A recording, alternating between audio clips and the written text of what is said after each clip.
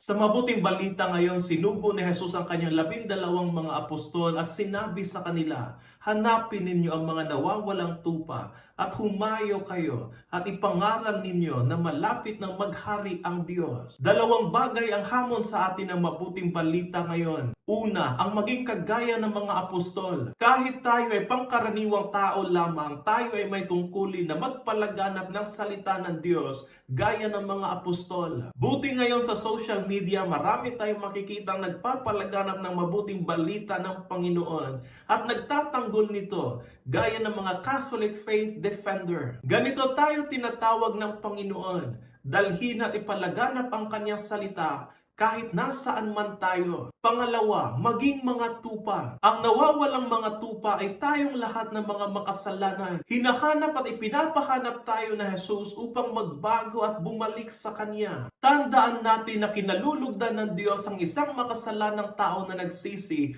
at nagsusumikap na maging matuwid. Gaya ng pag-iwan ng pastol sa 99 ng mga tupa upang hanapin ang nawawalang isa. At kapag natagpuan tayo ng Panginoon, ipalaganap naman natin siya upang matagpuan naman niya ang iba.